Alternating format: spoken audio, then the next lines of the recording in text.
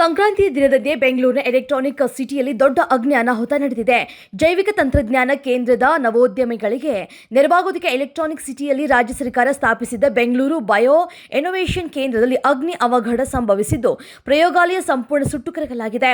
ಈ ದುರ್ಘಟನೆಯಲ್ಲಿ 7 ನವೋದ್ಯಮಗಳು ಹಾಗೂ 13 ಲ್ಯಾಬ್ಗಳು ಸುಟ್ಟು ಹೋಗಿವೆ. 8 ನವೋದ್ಯಮಗಳು ಭಾಗಶಃ ಭಸ್ಮವಾಗಿವೆ.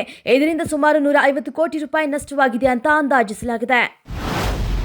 ತುಪ್ಪದ ಬೆಡಗಿ ನಟಿ ರಾಗಿಣಿಗೆ ಈಗ ಬಿಗ್ ರಿಲೀಫ್ ಸಿಕ್ಕಿದೆ. ಉದ್ಯಮಿಗಳು ಸೆಲೆಬ್ರಿಟಿಗಳಿಗೆ ಮಾದಕ ವಸ್ತುಗಳನ್ನು ಸರಬರಾಜು ಮಾಡಿ ಅಕ್ರಮವಾಗಿ ಹಣ ಗಳಿಸಿ ಕಾನೂನು ಬಾಹಿರ ಚಟುವಟಿಕೆಗಳನ್ನು ನಡೆಸ್ತಾ ಇದ್ದ ಆರೋಪದಲ್ಲಿ ನಟಿ ರಾಗಿಣಿ ದ್ವಿವೇದಿ ಮತ್ತು ಪ್ರಶಾಂತ್ ರಂಕ ವಿರುದ್ಧ ಬೆಂಗಳೂರಿನ ಕಾಟನ್ಪೇಟೆ ಪೊಲೀಸ್ ಠಾಣೆಯಲ್ಲಿ ದಾಖಲಾಗಿದ್ದ ಪ್ರಕರಣವನ್ನು ಹೈಕೋರ್ಟ್ ರದ್ದುಗೊಳಿಸಿದೆ. ತನಿಖಾಧಿಕಾರಿಗಳು ಯಾವುದೇ ಸಾಕ್ಷ್ಯಾಧಾರಗಳು ಇಲ್ಲದೆ ಕ್ರಿಮಿನಲ್ ಪ್ರಕರಣ ದಾಖಲಿಸಿರುವುದು ಕಾನೂನು ದುರ್ಬಳಕೆ ಅಂತ ನ್ಯಾಯಾಲಯ ಹೇಳಿದೆ.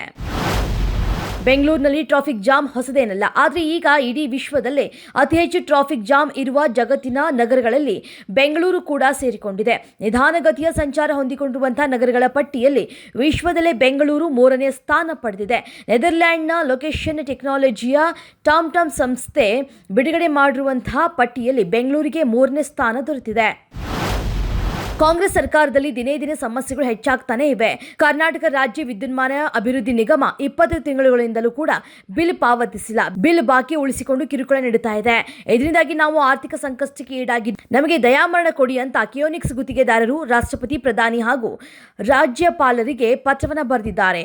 ಇದು ರಾಜ್ಯ ಸರ್ಕಾರಕ್ಕೆ ಈಗ ಹೊಸ ತಲೆನೋವಾಗಿ ಪರಿಣಮಿಸಿದೆ.